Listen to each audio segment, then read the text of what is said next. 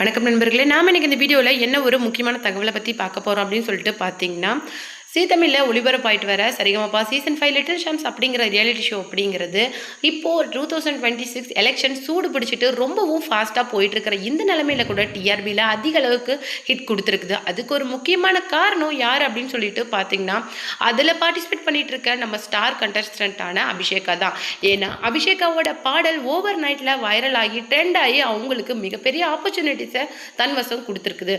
அந்த வகையில் டெடிகேஷன் ரவுண்டில் அவங்க கொடுத்த பாடல்களாகட்டும், இல்லை அடுத்தடுத்து ஜட்ஜஸை இம்ப்ரெஸ் பண்ணி அவங்க வாங்கின கோல்டன் ஷவர் ஆகட்டும், அவங்களுடைய இதை அதிகப்படுத்திக்கிட்டே வருது. அந்த வகையில் மௌனராகம் சுற்றில் எஸ்பிபியோட பாடலை எடுத்து பாடி பயங்கரமான ஒரு ஹிட்டை கொடுத்துருக்குறாங்க அபிஷேகா.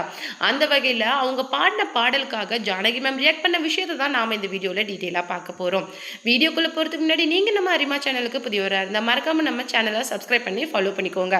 வாங்க வீடியோக்குள்ளே போகலாம். கர்ணன் படத்தில் வர கண்டா வர சொல்லுங்க அப்படிங்கிற பாடலை பாடி வைரலான குழந்தை தான் அபிஷேகா. அதுக்காக அவங்களுக்கு தனுஷ் சாரே ஒரு பெரிய ஆப்பர்ச்சுனிட்டியை கொடுத்துருக்காரு. என்னுடைய நெக்ஸ்ட் மூவியில் கண்டிப்பாக உன்னை இந்த மாதிரி ஒரு பாடலை நான் பாட வைப்பேன் அப்படிங்கிற மாதிரி ரொம்பவும் அப்ரிஷியேட் பண்ணி பேசியிருந்தாரு. அவர் மட்டும் கிடையாது, விஜய் ஆண்டனி சார் ரொம்ப பார்த்து மெய்சிலிர்த்து போய் தன்னுடைய அடுத்த மலேசியா கான்சர்ட்டில் பாடுறதுக்கான வாய்ப்பையும் நம்ம அபிஷேகாவுக்கு கொடுத்துருக்காரு. அதுக்கு மேலே பாண்டியராஜன் சார் ஒரு படி மேலே போய் அபிஷேகாவை பிளஸ் பண்ணி கோல்டு செயினே ப்ரெசென்ட் பண்ணியிருக்காங்க. இந்த எல்லா விஷயங்களுமே அபிஷேகா கர்ணன் படத்துலேருந்து பாடின அந்த ஒரு பாடல்களுக்காக நடந்தது.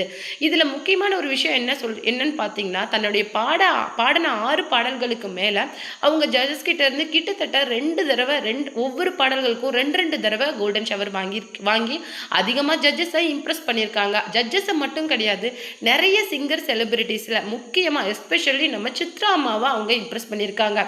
இப்போ மௌனராகம் சுற்றுல நம்ம எஸ்பிபி சாரோட பாடலை எடுத்து பாடி அதிக அளவு நம்ம சித்ரா அம்மாவை அவங்க இம்ப்ரெஸ் பண்ணியிருக்காங்க. சித்ரா அம்மாவுக்கு எஸ்பிபி சார்னா ரொம்ப பிடிக்கும். அந்த வகையில் அவருடைய பாடலை சூப்பர்பாக பாடின நம்ம அபிஷேகா நம்ம சித்ரா அம்மாவோட ஃபேவரட்டாக ஆயிருக்காங்க அப்படின்னே சொல்லணும்.